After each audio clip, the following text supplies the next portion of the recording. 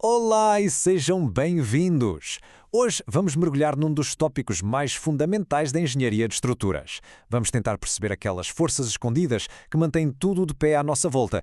E para isso, vamos desmontar o problema, peça por peça, com uma técnica clássica, o famoso método dos nós.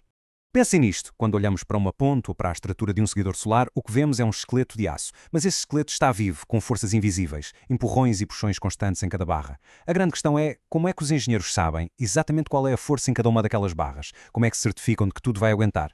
Bem, a resposta está numa abordagem que é, na verdade, brilhantemente simples. Em vez de se olhar para o monstro inteiro, de uma só vez, a ideia é dividi-lo nas suas peças mais básicas. É, literalmente, tratar a estrutura como um puzzle e resolver uma peça de cada vez. E esta é a verdadeira essência do método dos nós. E claro, para resolver este puzzle, não há aqui magia nenhuma. Tudo se baseia num dos princípios mais fundamentais e inabaláveis da física. E a regra é esta.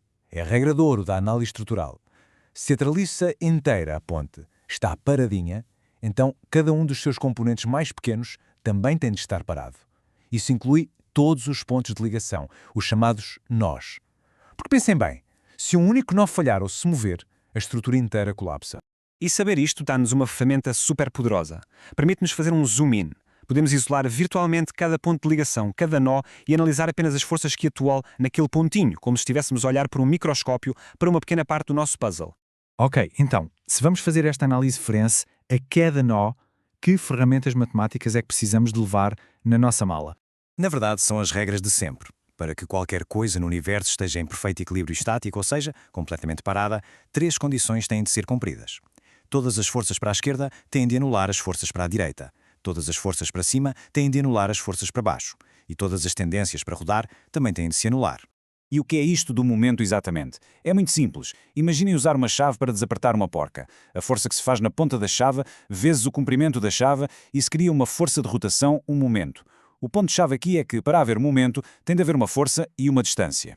E é aqui que está o golpe de gênio deste método. Quando nós isolamos um único nó, o que acontece? Todas as forças das barras se encontram exatamente no mesmo ponto, no centro do nó. Portanto, a distância de qualquer força ao ponto de rotação é zero. E se a distância é zero, o momento é sempre zero. E isto é fantástico. O que é que isto significa? Significa que a nossa terceira equação, a dos momentos, simplesmente desaparece. É irrelevante. De repente, todo aquele kit de análise complicado resume-se a apenas duas equações super simples e poderosas para cada nó que analisamos. A soma das forças na horizontal tem de ser zero e a soma das forças na vertical também tem de ser zero. É só isto. Bom, agora que já temos as nossas ferramentas bem afiadas, vamos ver como é que isto se aplica na prática. Qual é o procedimento? O processo é muito metódico, quase uma receita. Primeiro, calculam-se as forças nos apoios, ou seja, o que é que está a segurar a estrutura inteira. Depois, o passo mais importante, escolhe-se um nó para começar. De seguida, faz-se uma exposição inteligente. E, finalmente, usam-se as nossas duas equações mágicas para resolver as incógnitas. E atenção, este passo é absolutamente crucial. A regra de ouro é esta. Temos de começar por um nó que tenha no máximo duas barras com forças que não conhecemos. Porquê? Porque se só temos duas equações, a da horizontal e a da vertical, é matematicamente impossível resolver um problema com três ou mais incógnitas. Por isso, a estratégia é sempre começar pelas pontas da estrutura, onde as coisas são mais simples. Ok, mas há aqui um truque muito útil. Por convenção, quando desenhamos as forças desconhecidas, assumimos sempre que elas estão a puxar o nó, ou seja, que as barras estão em tração. Mas e se estivermos errados? E se depois de fazer as contas o resultado der um número negativo? Foi um erro? De todo. E a beleza disto é que um resultado negativo não é um erro. Pelo contrário, é a própria matemática a corrigir a nossa suposição inicial. Um sinal negativo diz-nos simplesmente: olha, a tua suposição estava errada. Esta força não está a puxar, está a empurrar. A barra está em compressão. É um sistema que se corrige a si próprio, o que é genial. Certo, mas no final de contas, por que esta obsessão em saber se uma barra puxa ou empurra? Tração, compressão, qual é a diferença? Bem, no mundo real da engenharia a diferença é tudo. Pode ser a diferença entre uma estrutura segura e um colapso total. E este quadro ilustra a diferença na perfeição. Uma barra que tem de aguentar, digamos, 50 kN a puxá-la, comporta-se como um cabo. Só precisa de ser forte o suficiente para não partir. Mas uma barra que tem de aguentar os mesmos 50 kN em empurrá-la, comporta-se como uma coluna. O perigo aqui não é partir, é encurvar, dobrar para o lado. E para evitar isso tem de ser muito mais grossa, mais robusta, mais pesada. Ou seja, saber o tipo de força define completamente o design da peça. Então, para resumir, já vimos que este método é infalível. Permite mapear, com toda a certeza, todas as forças dentro de uma treliça. Mas nada é perfeito.